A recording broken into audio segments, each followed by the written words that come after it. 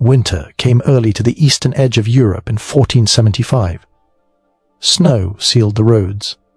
Rivers froze into pale mirrors. Forests stood silent, heavy with ice.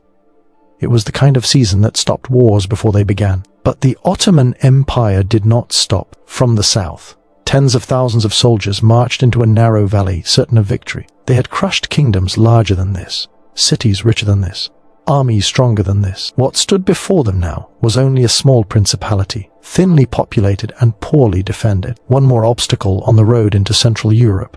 They expected fear. They expected flight. What they did not expect was silence. High above the valley floor, on frozen ridges veiled by fog, Stephen of Moldavia waited. His army was smaller, his resources thinner. But every slope beneath his feet had been studied. Every river bend measured, every whisper of winter air understood. This land was not just home, it was part of the plan. When the Ottomans moved into the valley, the world seemed to hold its breath. Then the fog erupted. Arrows fell first, darkening the sky like winter rain. Cannon fire followed, tearing through the mist, shattering formations that could not see what was killing them. The frozen river cracked and collapsed beneath retreating soldiers, swallowing men and horses in screaming water and ice. By the time the fog lifted, the valley was littered with bodies and broken banners. An empire had been halted. A small nation had slammed the gate to Europe shut. And the echo of that morning would be heard for generations. To understand how this happened, you have to understand the fear that shaped Europe in the 15th century. This was an age of collapsing borders and advancing shadows. In 1453, the Ottomans had taken Constantinople, the city that had guarded the boundary between east and west for 1,000 years.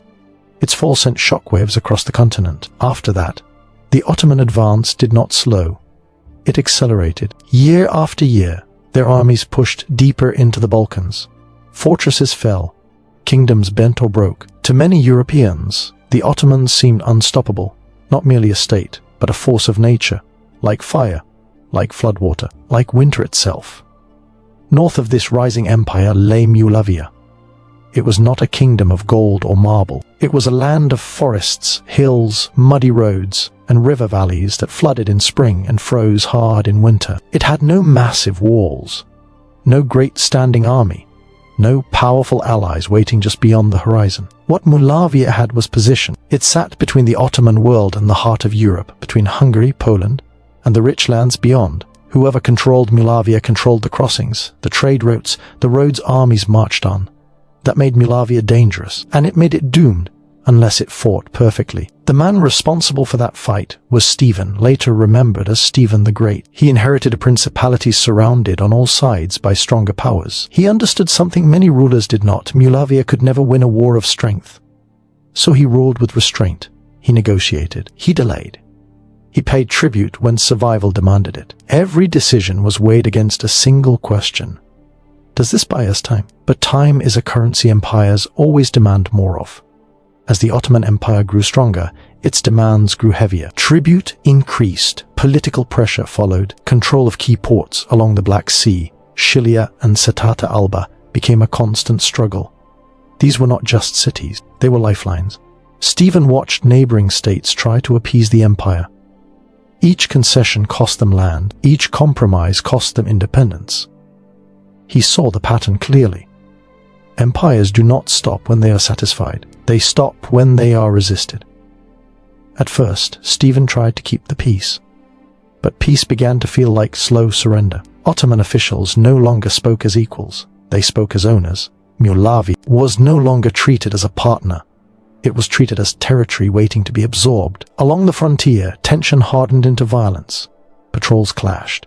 Fortresses became flashpoints. What Stephen saw as defense, Istanbul saw as defiance.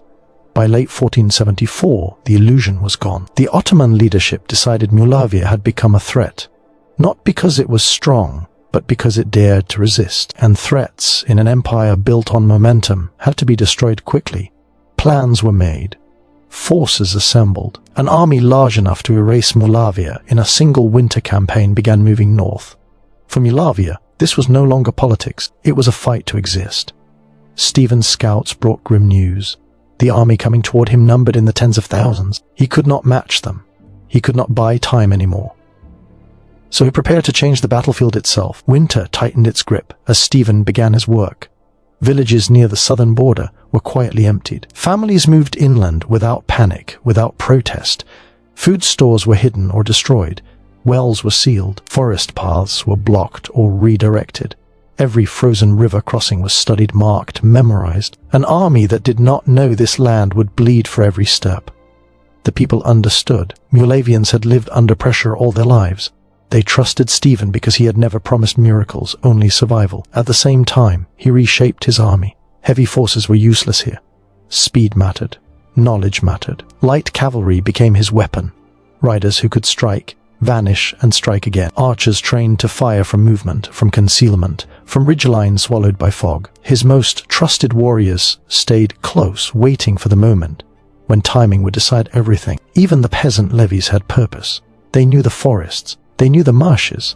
They knew where winter killed carelessness. By the time the Ottomans crossed the border, Stephen had gathered around 20,000 men. Fewer than his enemy, but perfectly suited to the land they stood on. He did not promise victory. He told them this: fight like the land itself. Unseen, unyielding, unbreakable. Stephen sent word to the great Christian powers. If Moldavia fell, the road north would lie open. But when the envoys returned, they brought no armies with them. Poland sent sympathy. Hungary sent intentions. Moldavia would stand alone. Neither kingdom sent soldiers. Stephen understood what that meant the moment the messengers returned. Waiting for rescue would not save Moldavia.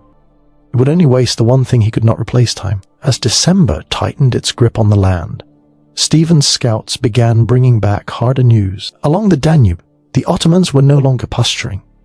They were preparing.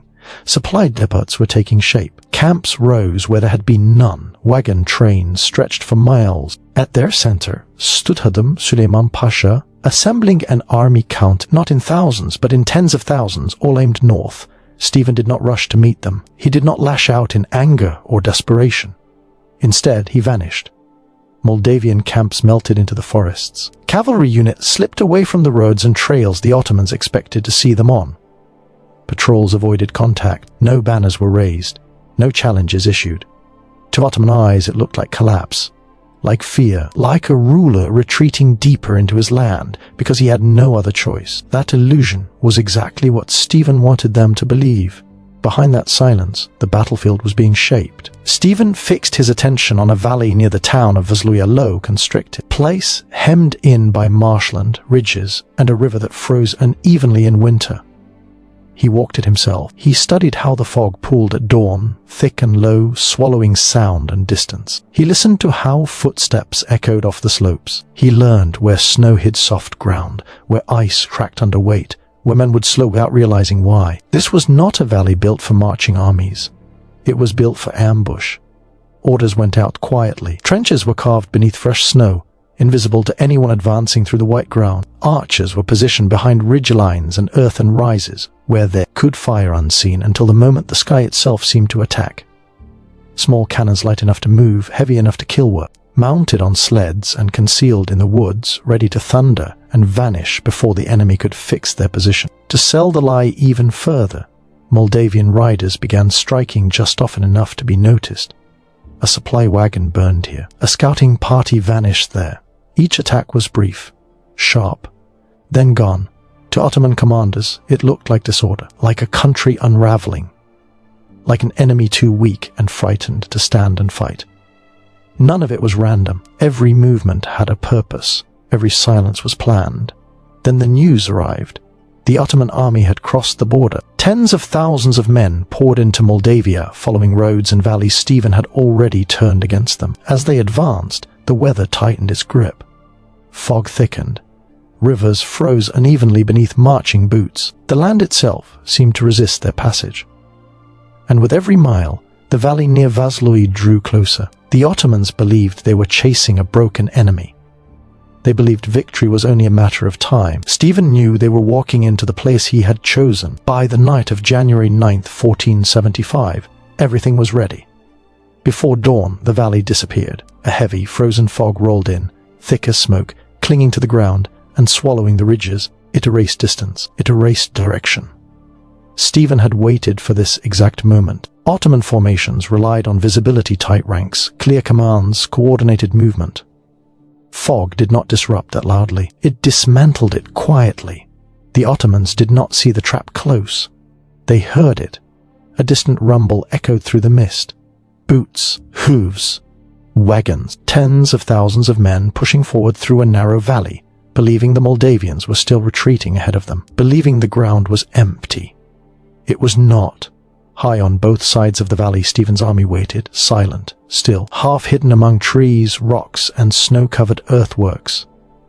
Archers held drawn bows without shaking. Cavalry crouched beside. Their horses, breath slow, reins tight. No fires burned. No voices carried.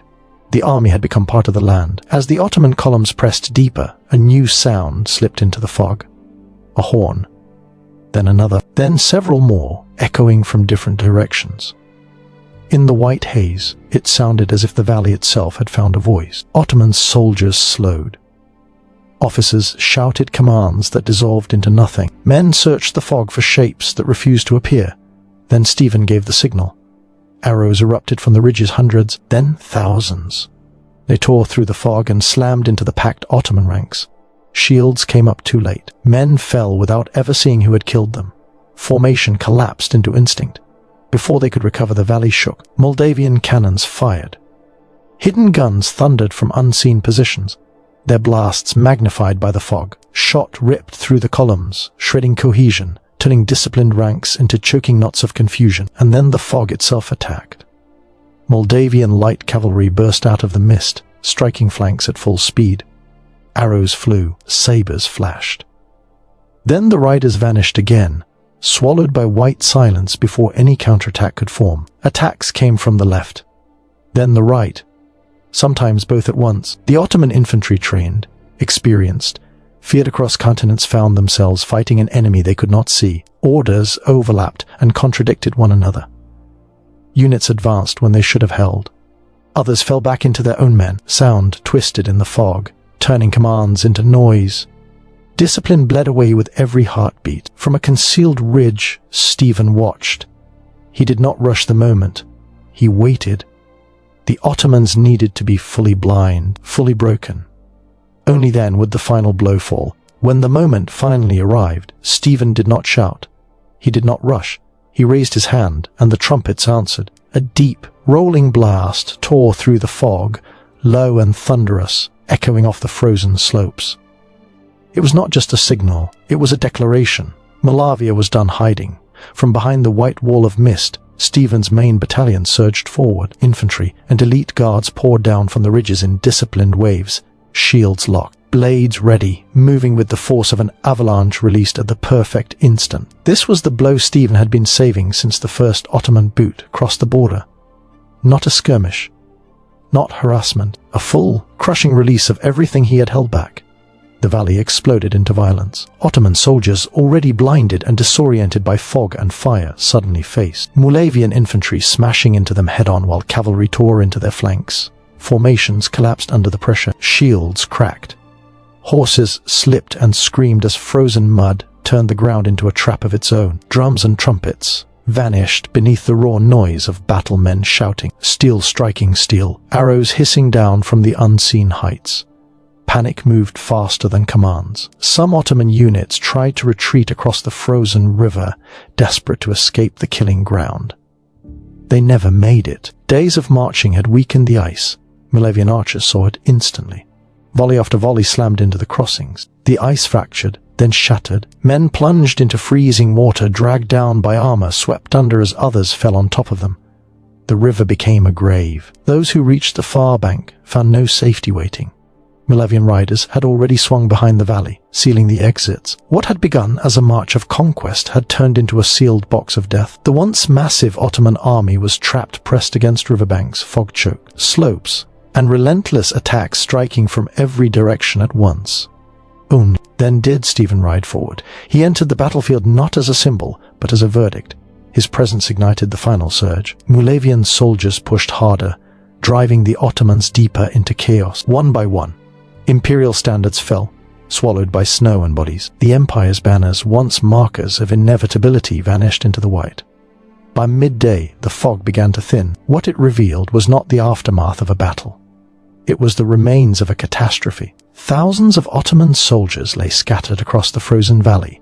Some where arrows had dropped them in mid-stride. Others piled near shattered ice where entire formations had disappeared beneath the river. The confident columns that had marched into Moldavia were gone, replaced by survivors stumbling through blood and snow, trying to understand how overwhelming numbers had ended in total ruin.